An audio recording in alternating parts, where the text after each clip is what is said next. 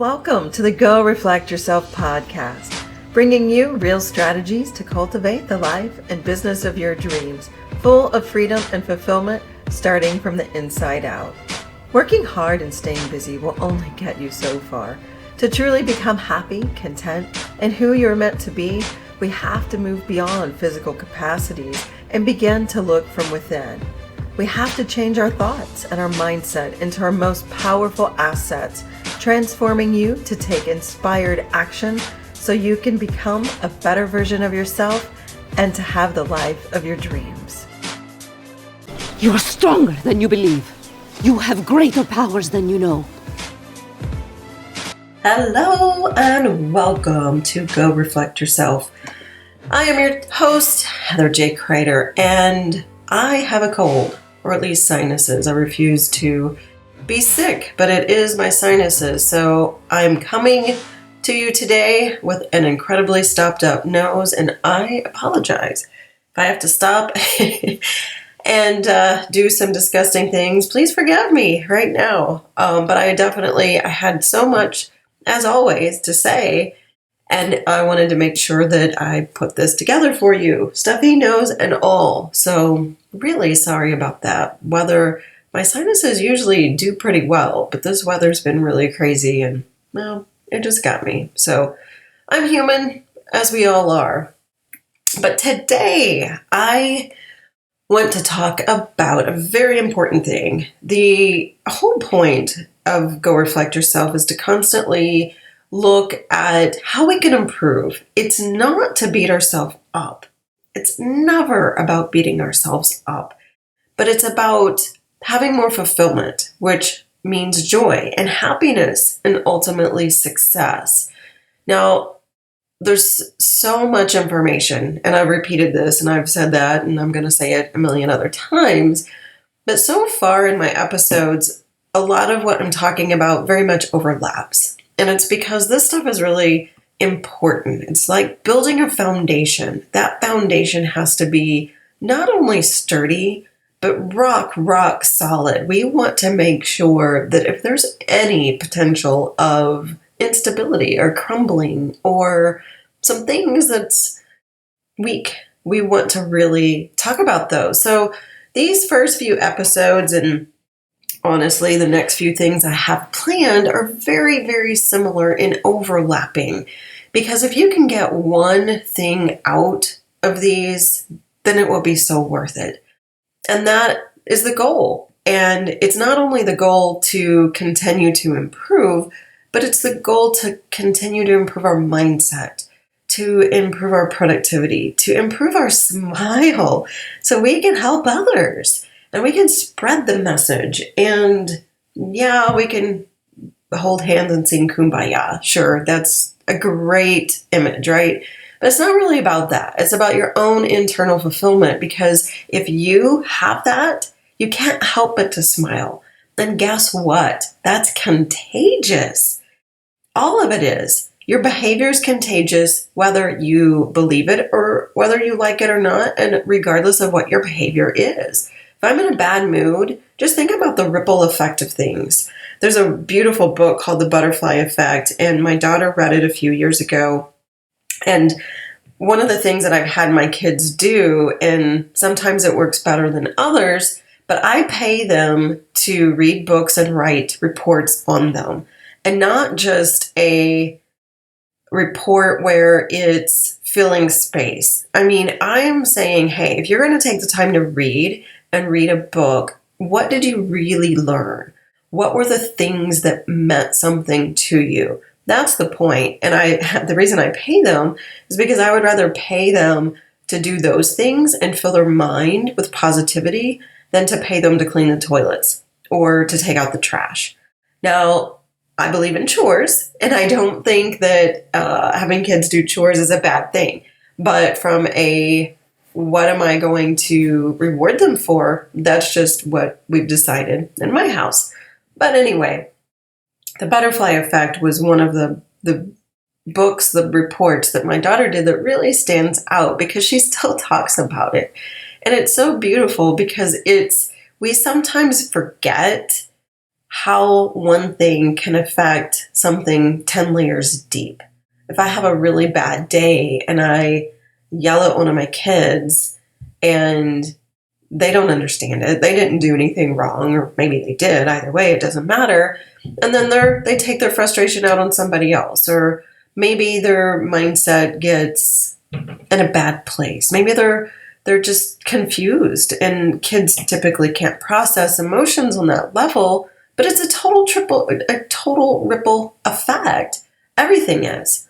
If you smile at a stranger, or you say a positive thing to somebody, maybe they really, really need it, and you have just created this ripple effect for the day that then they leave it for somebody else. It works both ways, and unfortunately, in our society, we are trained in the bad ways.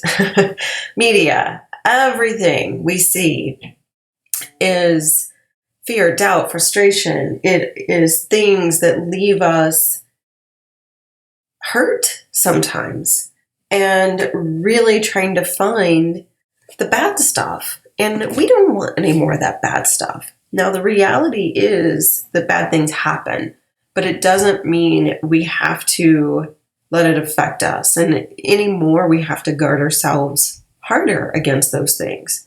So why success does not mean you'll be happy, but being happy can mean you can be more successful. Now, that's a mouthful, but just think about that for a second. Success doesn't mean you'll be happy, but being happy can lead to more success, to being more successful. So that's what I want to talk about today. And I'd like to talk about the direct correlation to that. You can use happiness in a lot of different terms: happy, joy, peace, fulfillment. They're all kind of in the same sense today, but I'm going to really focus just on that word happiness, because that's the trickle effect to really becoming who you're meant to become, but the trickle effect to becoming the successful, productive person. And before I get too far down the rabbit hole, we'll talk about this in a later segment. Success is a very broad word. Success can just purely mean fulfillment. Success can mean having a day where you feel good all day long. Success could be hitting that $1 million mark, or $10 million mark, or being debt-free, or having the relationships that you've always dreamt of. Success is a very broad thing, and we'll continue to talk about that in future segments. But again, today, just from the bigger picture level, what is the correlation between happiness and success? And if we, not to get too nerdy on you with statistics, but if we look at studies, there are study after study and psychological study and just surveys and employee surveys and high school, college, you name it, the correlations show that when you enter into something in a happy frame of mind, this is just purely a perspective. In a happy state of mind, your test, everything is better. Your test scores are better. You have more productivity. You have more output, more fulfillment, more energy, more to give, more compassion, more empathy, more presence, more mindfulness, everything. So that's just purely a perspective of how you enter, your frame of mind. But if you're successful, the opposite's not true. So what that means is obtaining happiness as a result of success is not only false, but it's setting our expectations and our behaviors up for major disappointment. And what I mean by that is the what ifs, the constantly seeking, if this, then I can finally relax and be happy. This is the whole reason that I am so adamant about that hustle work your tail off. Just be busy. Just hustle, hustle, hustle. Oh, I could just go on for days about that, and I'm sure I already have, so I won't beat that horse too much. But it's just it's not only a myth, it's just plain BS. Like, if you hustle, I can't tell you. I got into an argument with a colleague. It's been a while ago, and the argument was, if you want to be happier and more successful, you don't need to sleep. You're sleeping too much. You're rewarding yourself too much. You're doing things that you shouldn't. And I was like, what are you talking about? Rewarding myself too much. Sleep's not a reward. It's a requirement. That's just a basic need that everybody has. I mean, sure, if I'm sleeping 14 hours a day, but let's be honest, if I'm sleeping 6 or 7 hours a day at night, that's just a requirement. And sitting behind my desk 14 hours a day doesn't mean I'm productive. So this total mismatch on looking busy and being in a, quote, busy mindset, or just hustling, or I'll argue that point forever. And I've witnessed it, and I've lived it too. And it's one of those slippery slopes. Honestly, we all have. I have to be busier. I'm not being as productive. I'm not accomplishing things. Sometimes when you get on that edge of feeling that way, that's a sign. We'll talk about this later too, but that's a sign of, you might need a break. That's a sign that your brain's getting overloaded. That's your body telling you. That's everything. Your basic needs come first. Are you drinking enough water? How is your sleeping? How's your eating? Your creativity and your production comes from your brain being able to take breaks, from being creative, from having more presence and mindfulness. At the end of the day, that's really all we're talking about here. But I've witnessed it. I've been there. And I've witnessed it in many, many, many, many others, which is very unfortunate. People who have this mindset, if I just work, work, work. And don't get me wrong, I like working. I really do. There are some things that seem to be work, like work is a bad word for others, that is not work for me. And those are differences of not only our mindsets, but our preferences and what fills us up and what makes us content and happy. So that's a whole other conversation. For example, like painting a room or painting furniture or mowing the yard even. Now, those are things that to me are luxuries. I don't have time to do, but that's not work to me. Those are relaxing things that if I have extra time, I'd like to do those things. And that's just a whole other conversation. But just think about that for a second. Think about where your time is spent and the mindset of if this then. So let's talk about that. And I'm going to say the title of this podcast again, which is Why Success Doesn't Mean You'll Be Happy, but being happy can mean you can be more successful. So ask yourself, have you ever said, if this then, if I get this promotion, then I can be happy? Or if I get this bill paid off, I can finally relax. Or if I can finally have this test score, then the brain's constantly, if you think about it, the brain is constantly changing the finish line. Just think about the last time you said you wanted to achieve something and then you did. How long did you celebrate? How long were you happy, or were you happy at all? That happens really often, especially with studying for a test or completing a project. Now, paying off debt's a little bit more euphoric because it is a big accomplishment. But we tend to fill our brains up with the next thing immediately. And our brain's trained for that. Our brain is constantly changing that finish line because it's habits and it's repetition.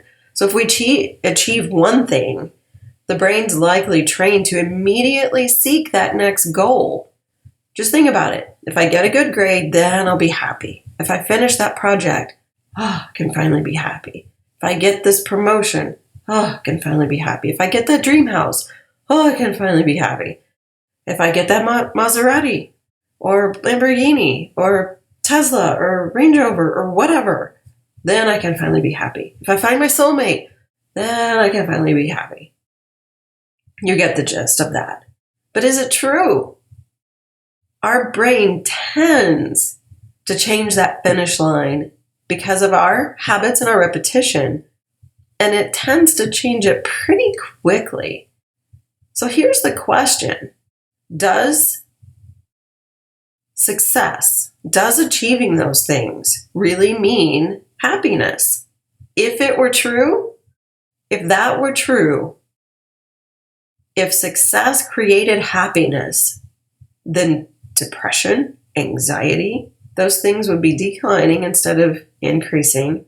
Divorce rates would be lower. People would be overall as a society more productive, less stressed, and a whole lot more people in Hollywood would be happier as well. So what it means is we're essentially lying to ourselves, or we've been lied to because we've been taught that success equals happiness. Success is the ticket.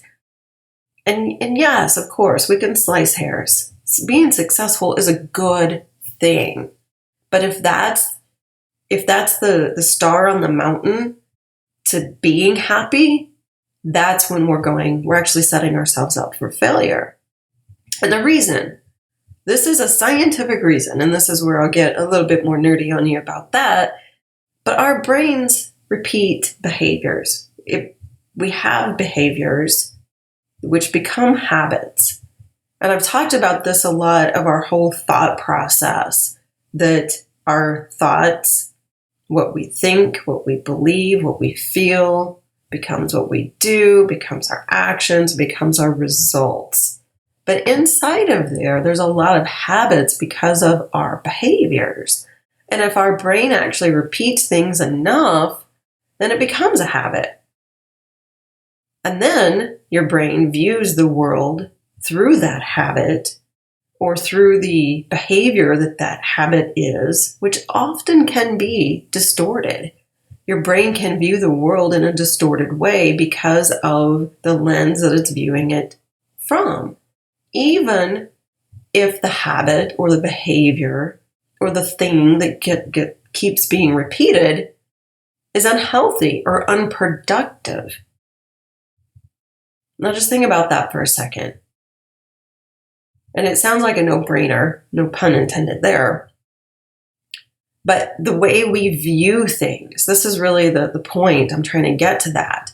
Because of course it's easy to say, yeah, I know habits are easy because I keep doing this thing. And of course it's a habit, blah, blah, blah, blah, blah. But it's more than that. Your brain's trained to see things from the lens of that habit because that's the most repetitive thing that it does. No matter what, even if it's a job. Now, just think about that. Think about what you're trained to do and how that affects the brain.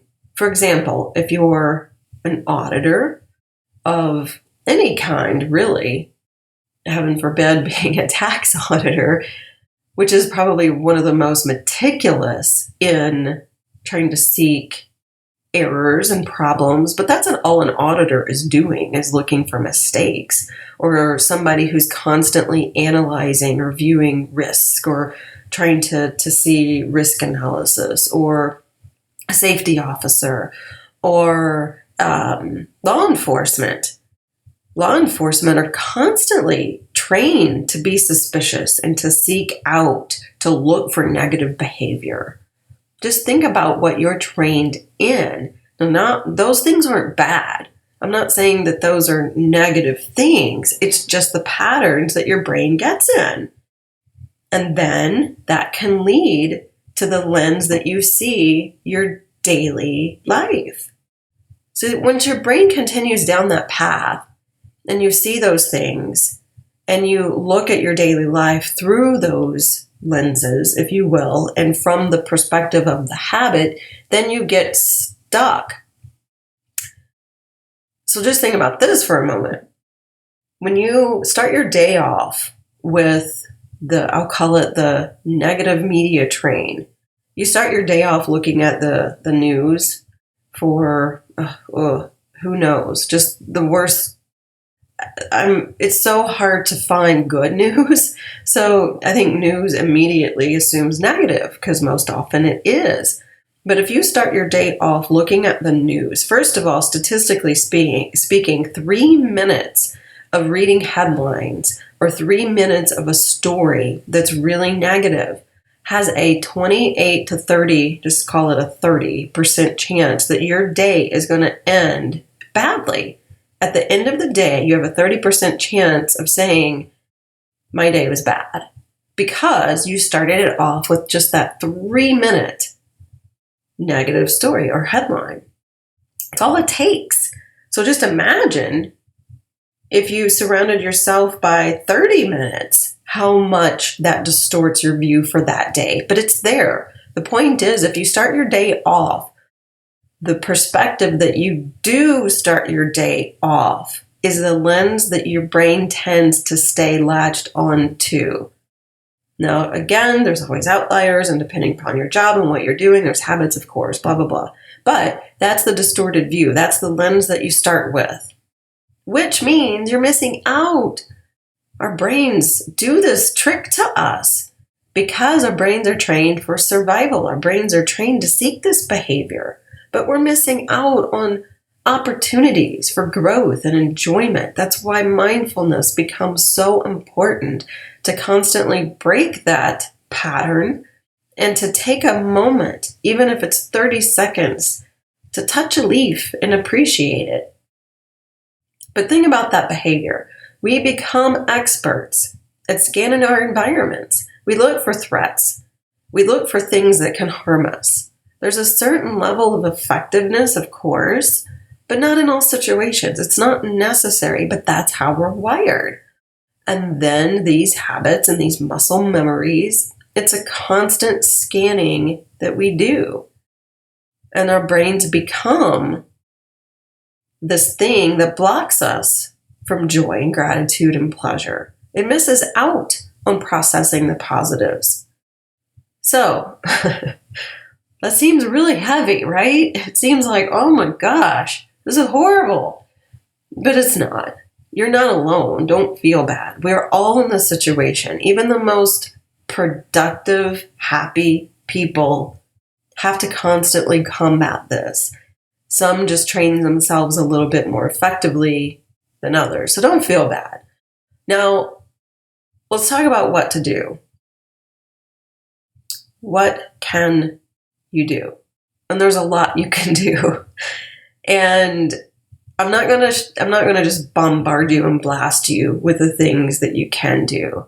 But I always say first step in this disruption of the pattern is just acknowledging. It's just, you can call it what you want. I usually call it acknowledging, witnessing, seeing it. No matter what, it's just acknowledging it without judgment. This happens a lot in meditation. And earlier this morning, I was doing a meditation and I made my son do it with me. I don't like using that word. I made him. But I asked him if he would do it with me, and he did. He probably didn't think he had a choice, but that's another conversation too. But anywho, it was just a short little meditation. It was a guided meditation, and it was about 11 minutes long. And I picked a short one just because he was doing it with me, and just really trying to get him more acclimated and feel more comfortable and on his level. He's only 11 at this moment. But anyway, after we were done, I said, how was it? I said, he kind of looked at me, and he looked actually very peaceful and relaxed. I wish I had taken a picture of him when it was over. But he kind of, didn't really want to say anything negative, and I said, did your mind wander? And his shoulders slumped and he relaxed and he said, yes. And I said, that's okay. That's totally okay. Our brains work. We have minds. And even in meditation, it takes a very, very long time to spend 10 full minutes without a thought. And the point isn't make sure your brain doesn't wander or that your mind doesn't have thoughts. The point is acknowledge them without judgment. Acknowledge those thoughts like, hey, they're there. And push them aside like a cloud. I will move on. Thoughts are going to happen. And acknowledging these things, acknowledging the patterns, acknowledging, hey, I spent 2 minutes watching the news. I might need to be careful. Or I just said something I'm not happy about. It's okay. Just acknowledging the thoughts, acknowledging the situation. Sometimes especially when we're trained, the example that I was giving earlier with your profession, if you're constantly trained to seek problems, to find them, if you're an auditor or an editor, I tell you what, if anybody out there needs to find a mistake in a book, I'll find it.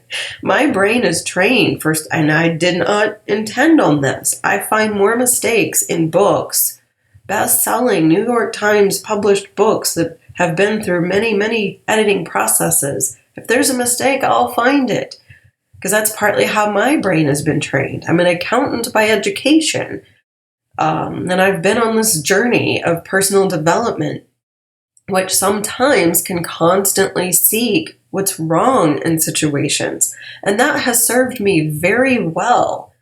But I've had to train myself how to combat it and not stay stuck in the negative Nancy world.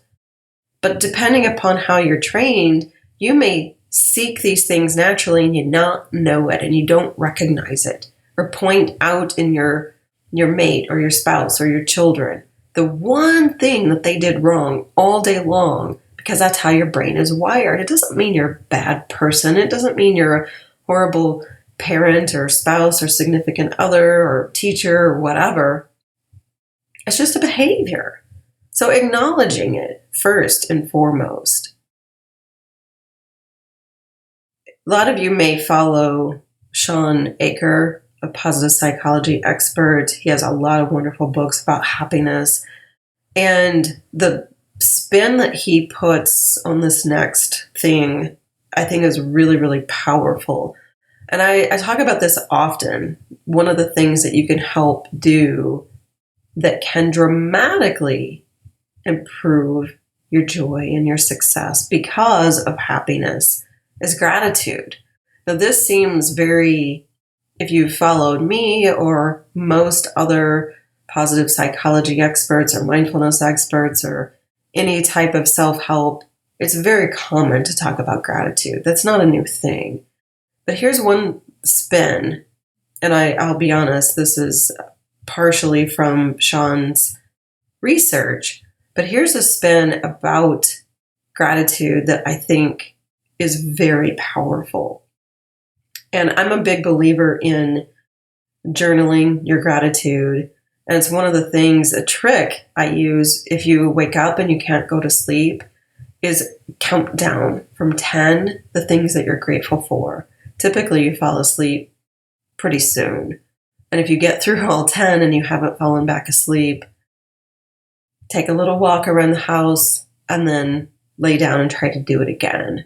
Typically, that's a very powerful thing for your brain to put in a positive state, to get rid of what I call the noise that sometimes moves around in your brain. But from a different spin on gratitude, 3 things new each day that you're grateful for. That's way more powerful than going through the same list. It's not saying that you're taking advantage of those things. I'm grateful for my children, I'm grateful for my health. Those are things that I can repeat, but your brain, because we go in patterns, starts learning the patterns and then gets in a habit, and then it doesn't connect to that gratitude. So you can dramatically improve the quality if you stop, and this is where mindfulness can really become helpful.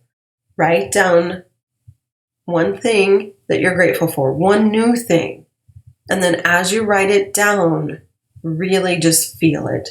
Feel it in your body.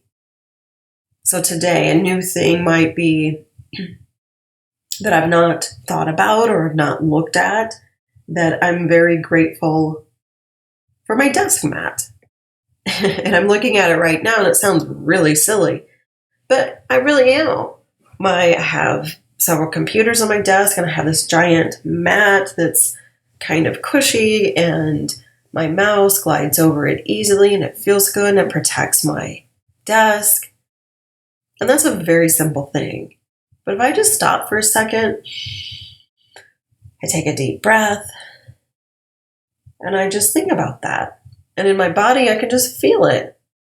It's a simple thing, but I'm grateful for it. And if you do that, if you just seek something new, 3 things each day, then what you're doing is you're starting to train your brain to seek new, productive, positive experiences.